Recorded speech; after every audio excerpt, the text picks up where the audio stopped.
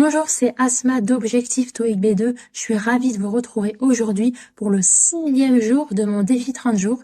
Alors pour rappel, je me suis fixé comme défi de réaliser une vidéo par jour pendant 30 jours. Dans chacune de ces vidéos, je vais vous donner un conseil à mettre en pratique pour mieux réviser le TOEIC et ainsi obtenir le meilleur score possible au final.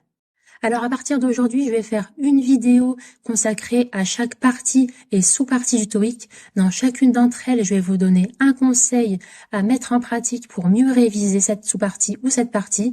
Et aujourd'hui, on démarre avec la partie listening, la première partie. Et aujourd'hui, le premier conseil que je vais vous donner pour mieux réussir la partie listening du TOEIC, c'est de vous immerger au maximum dans la langue anglaise au quotidien et le plus régulièrement possible. Alors pourquoi est-ce que c'est important et pertinent ici de s'immerger au mieux dans la langue anglaise pour optimiser vos chances de réussite de la partie listening? Tout simplement parce que cette partie-là, ça va être des exercices de compréhension orale, en particulier la partie 1 et 2 où c'est des exercices exclusivement de compréhension orale.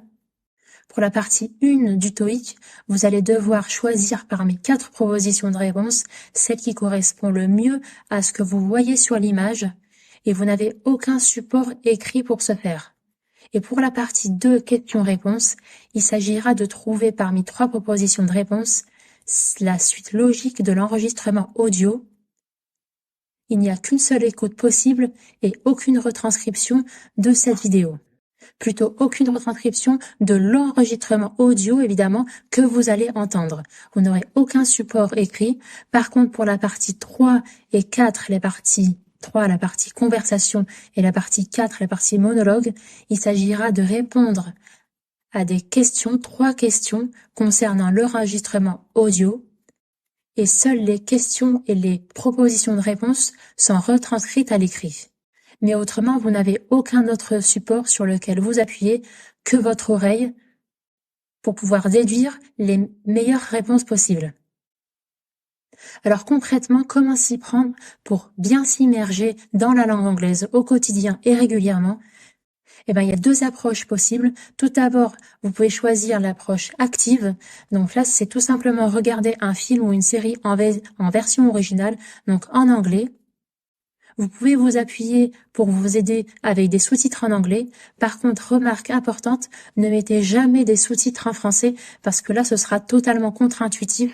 Vous allez tenter de regarder le sous-titrage en français et vous n'allez plus suivre l'histoire et vous n'allez plus suivre ce qui se dit à l'oral. Donc l'approche active, il s'agit d'écouter et d'essayer de suivre en fait tout simplement l'histoire que vous êtes en train de regarder. Ensuite, la deuxième approche possible pour s'immerger dans l'anglais, c'est tout simplement de s'immerger de façon passive.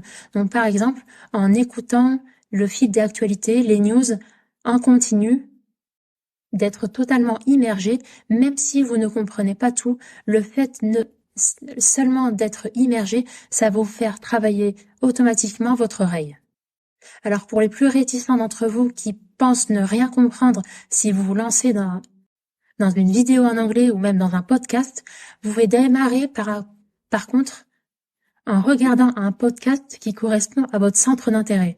Alors ça, rien de plus simple, vous allez sur YouTube, vous tapez votre centre d'intérêt suivi de English Podcast. Donc par exemple, si vous êtes passionné d'astronomie, vous marquez Astronomie English Podcast et vous allez voir une multitude de podcasts et de chaînes YouTube et ce sera déjà un bon point de départ pour commencer votre immersion en anglais.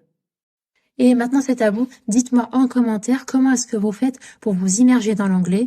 N'hésitez pas à commenter en dessous. Et d'ailleurs, si vous avez le moindre problème concernant les révisions TOEIC, vous êtes libre de me le dire en commentaire.